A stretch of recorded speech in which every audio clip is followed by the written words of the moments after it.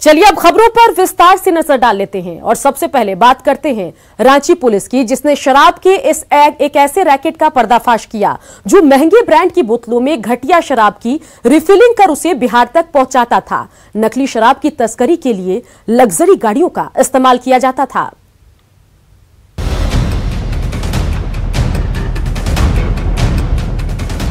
लाल और silver colour की Mahindra XUV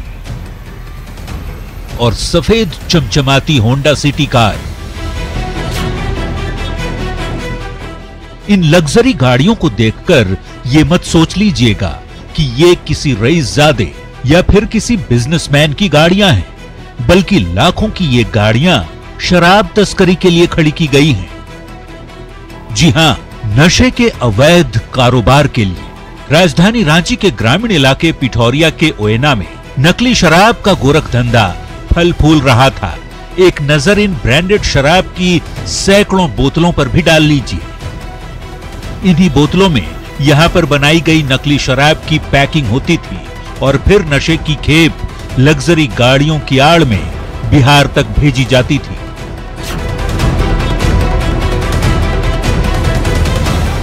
police को जब इस गोरख धंधे की भनक लगी तो उत्पाद विभाग के सहयोग से बड़े रैकेट का पर्दाफाश कर दिया गया। गिरोह का सरगना राहुल शर्मा बिहार के जहानाबाद का रहने वाला है। मेन ग्रुप लीडर है राहुल शर्मा एंड ग्रुप, जो जहानाबाद के रहने वाले हैं। इनके साथ 7 गाड़ियां बरामद हुई है, लग्जरी गाड़ियां हैं। वो लोग उस गाड़ियों का इस्तेमाल दारू का वो ब्रीफ केस में रख के, वीआईपी का ब्रीफ केस में दारू को भर के फिर वो लोग ले जाते थे। पुलिस की माने तो शराब की तस्करी महंगे सूटकेस में छिपाकर की जाती थी। चमचमाती गाड़ियों से शराब की खेप गुड्स वैन या फिर ट्रकों तक पहुंचाई जाती थी, जहां धान के भूसे में छिपाकर राज्य के बॉर्डर से गाड़ियों को पार कराया जाता था। गाड़ियों में कुछ का नंबर यूपी का है। समझना मुश्किल नहीं कि शराब के ये धंधेबाज कितने शातिर हैं। बिहार में तो शराबबंदी कानून लागू है, लेकिन पड़ोसी राज्य झारखंड की राजधानी से सीधे नशे के सौदागरों का ये सिंडिकेट काम कर रहा था, जो अब बेनकाब हो चुका है। न्यूज़ 18 के लिए रांची से ओम प्रकाश की रिपोर्ट। तो चलिए बढ़ेंगे आगे और बात करेंगे रांची के खेलगांव की, जहां पर आइसोलेशन सेंटर बनकर तैयार है। कोरोना पॉजिटिव कैदियों की बढ़ती संख्या को देखते हुए बिरसा मुंडा एथलेटिक्स स्टेडियम में अलग से 40 बेड का आइसोलेशन सेंटर बनाया गया है।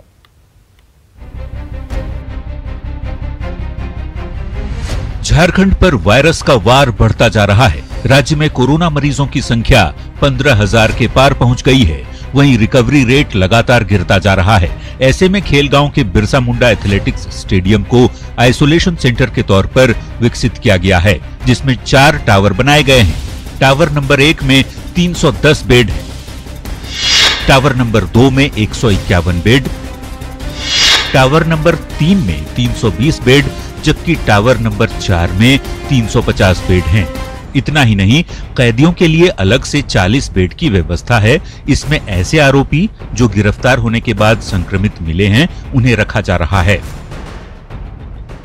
4 टावर बनाए गए हैं जिसमें पेशेंट को रखा जा रहा है। वहीं कैदी वार्ड के लिए भी विशेष व्यवस्था की गई है, ताकि कैदियों को जो आम कोविड पेशेंट है उनसे अलग रखा जा सके। तो और उसी तरह से उनकी मॉनिटरिंग भी प्रॉपर हो, उसे लेकर विशेष व्यवस्था की गई है। जितने भी कोविड पेशेंट है उनकी प्रॉपर मॉनिटरिंग हो, इसे लेकर एक सेंटर बनाया गया है, जिसके तहत उनकी मॉनिटरिंग की जा रही है। अंदर जो पूरा इलाका है, जो भी बेड लगे हुए हैं, जो भी कमरे हैं, उनकी मॉनिटरिंग के लिए सीसीटीवी का इंस्टॉलेशन किया गया है, जिसकी मॉनिटरिंग इस सेंटर से की जा रही है। वहीं आपको ये भी बताना चाहेंगे कि सिर्फ इन सेंटरों के माध्यम से जो भी मरीज हैं उन्हें संदेश भी दिया जाता है, जैसे कि मसलन अगर उन्हें खाना दिया जा रहा है या पानी दिया जा रहा है तो उसके बारे में उन्हें माइकिंग के जरिए सूचना दी जा रही है।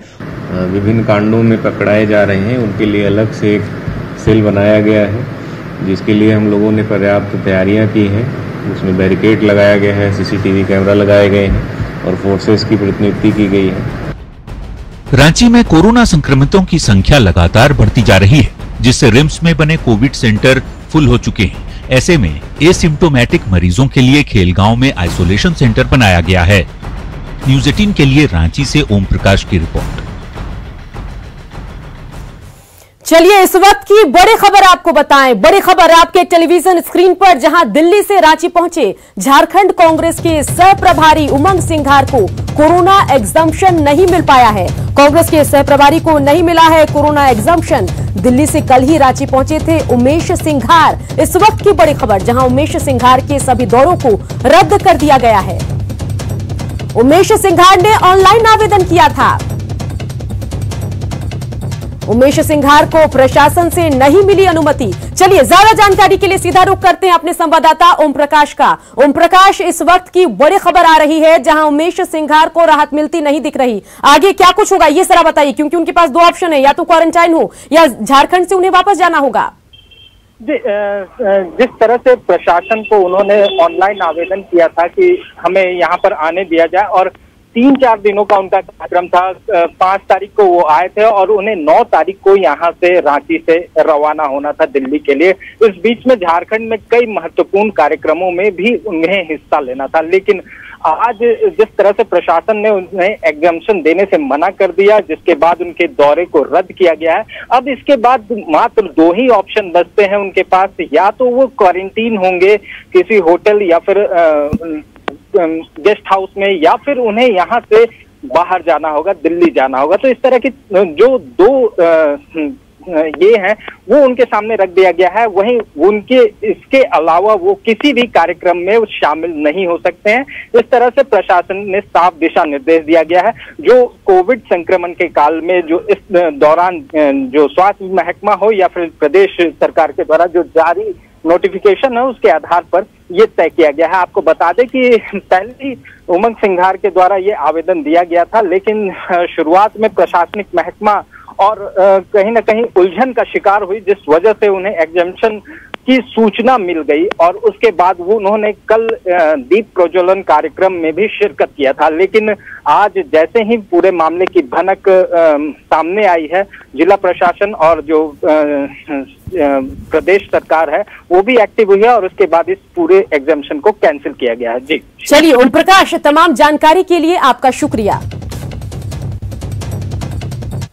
सेवा नियमितीकरण और समान काम के बदले समान वेतन की मांग को लेकर आज भी एनआरएचएम की 10,000 से ज्यादा नर्स और स्वास्थ्यकर्मी हड़ताल पर हैं। 4 अगस्त को सांकेतिक हड़ताल और 5 अगस्त से अनिश्चितकालीन हड़ताल की वजह से कोरोना काल में स्वास्थ्य व्यवस्था पर खराब असर पड़ा है। आज भी आंदोलित कर्मचारियों ने रांची सिविल सर्जन कार्यालय के मुख्यालय गेट पर, जी हां मुख्य गेट पर धरना दिया और साथ ही नारेबाजी की। कोई डॉक्टर लिखा है कि खुद से आएगा। सरकार हमारी मुख्य मांगों पर अभी तक कोई पहल नहीं की है।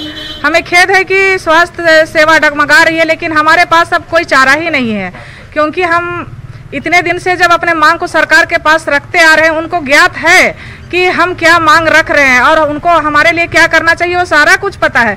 लेकिन अभी सरकार अंधी बहरी गूंगी होके बैठ गई है, जो कि कुछ सुनने को तैयार नहीं है। अभी प्रशासनिक स्तर से हमें हड़ताल वापस लेने को कहा जा रहा है कि आप वह हड़ताल वापस ले लीजिए, तब हम आपके ये मांग पर पहल करेंगे, बात करेंगे। ये तो छलावा देने वाली बात है। ये हमेशा की तरह हम हड़ताल में बैठते हैं और ये छलावा देके हमें हटा दिया जाता है।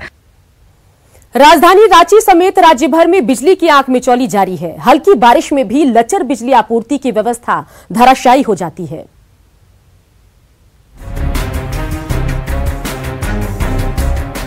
राजधानी रांची में बिजली की आंख मिचौली जारी है। हर दिन 4 से 5 घंटे की लोड शेडिंग आम बात हो गई है। वहीं बारिश होने से घंटों बिजली गुल रहती है। जैसे बारिश होता है लाइन कटना मतलब शुरू हो जाता है, बिजली चमकता है तो माने बादल होता है तो लाइन कटना शुरू हो जाता है। ऐसा नहीं है कि राज्य में बिजली उत्पादन में कमी आई है। सुबह 9 बजे जारी रिपोर्ट के मुताबिक एसएलडीसी को 1010 मेगावाट बिजली मिली, लेकिन लोकल फॉल्ट के चलते 987 मेगावाट बिजली की सप्लाई ही हो सकी। पावर कटा था, ब्रेकडाउन हो जाने के कारण वो 33,000 केवी में जो पेड़ गिर गया था ना आंधी पानी के कारण, उसके चलते लाइन डिस्टर्ब हो गया था। तो उसको दुरुस्त करने में टाइम लगा, ठीक ठाक हो गया सर। 3 दिन पहले हमारा हटिया पतरातू लाइन के मज्जर के कारण हटिया ग्रिड में प्रॉब्लम हुआ था।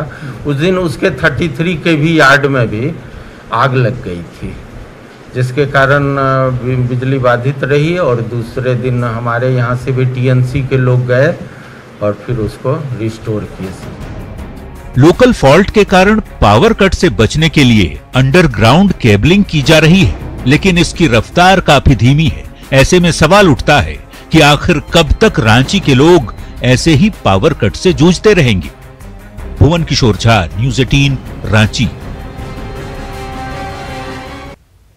धनबाद की बात करते हैं, जहां झरिया में एएसपी कोलियरी का नया लोडिंग पॉइंट खूनी संघर्ष का अड्डा बना हुआ है। सभी ट्रेड यूनियन अपने अपने वर्चस्व को लेकर एएसपी कोलियरी के लोडिंग पॉइंट पर डटे हुए हैं। 2 दिन पहले भी वर्चस्व को लेकर कांग्रेस और बीजेपी के समर्थकों के बीच झड़प हुई थी। फिर से कोई अनहोनी ना हो, इसके लिए अतिरिक्त पुलिस बल को तैनात कर दिया गया है, लेकिन मजदूर संगठन के लोग अपनी वर्चस्व को कायम करने के लिए डटे हुए हैं। बीसीसीएल प्रबंधन मशीन से कोयले लोडिंग करवाना चाहता है, जबकि स्थानीय मजदूर मैनुअल लोडिंग की मांग कर रहे हैं। मशीन लोडिंग का जो हक है उसको छोड़ के वो मैनुअल लोडिंग पे तुरंत आ जाए और तुरंत इसको चालू करें। और अगर वो ऐसा करने में असफल रहते हैं तो आज से कल में हम अपने ट्रेड यूनियन के जितने साथी हैं उन लोगों के साथ बैठेंगे और बैठ के हम लोग इसका कोई निर्णय लेंगे। भाई यहाँ पर जो प्रवासी मजदूर आया हुआ है, जो यहाँ पर झुग्गी झोपड़ी में बसे हुए हैं, जो बाहर में काम कर रहे थे, ये कोरोना महामारी के चलते सब लोग आज अपना गांव घर में आया हुआ है और बेरोजगारी का अहम एक सवाल बन गया। और यहाँ पर 10,000 टन आपका सेल में रोड से लाया है। खबरें अभी और भी है, बने रहिए, जल्द लौटेंगे। रांची पुलिस ने सोनाहातू थाना क्षेत्र के एक घर और दुकान में डकैती मामले का खुलासा किया है। पुलिस ने इस मामले में 3 आरोपियों को गिरफ्तार किया, जिनके पास से लूटे गए 45,000 रुपए कैश और जेवरात बरामद किए गए। सोनाहातू के बलुआडीह में गंगा महतो के घर और दुकान में डकैती हुई थी। इस मामले में गिरफ्तार अशोक बड़ाइक सिल्ली थाना क्षेत्र में अपहरण और हत्या का आरोपी भी है।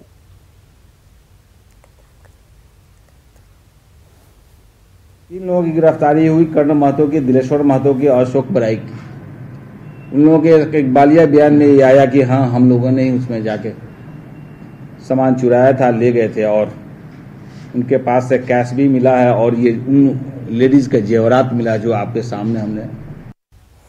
पश्चिम सिंहभूम के पोड़ाहाट जंगल से पुलिस ने 2 हार्डकोर नक्सली को गिरफ्तार किया। दोनों के पास से एक देसी कट्टा, एक बाइक और कुछ आपत्तिजनक सामान मिले। दोनों कमांडर पीएलएफआई के सदस्य हैं। दोनों पर पहले से ही कई मामलों में दर्ज हैं और पुलिस, जी हां, इन पर कई मामले पहले से चल रहे हैं और पुलिस को इनकी कई दिनों से तलाश थी। हाल ही में दोनों ने एक गांव में फायरिंग की थी, जिससे ग्रामीणों में काफी भय का माहौल था।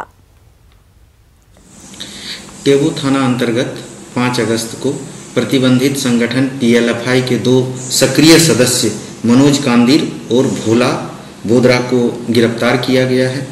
ये पीएलएफआई के सक्रिय सदस्य हैं। इनके पास से पल्सर, स्कूटी, इसके अलावे पीएलएफआई संगठन के लेवी वसूलने संबंधी नक्सल पर्चे और एक देसी बंदूक बरामद किया गया है, जिसे विधिवत जब्त कर लिया गया है। और इसी के साथ जोहार झारखंड के इस बुलेटिन में इतना ही, लेकिन देश और दुनिया की तमाम खबरों के लिए देखते रहिए न्यूज़ 18 बिहार झारखंड।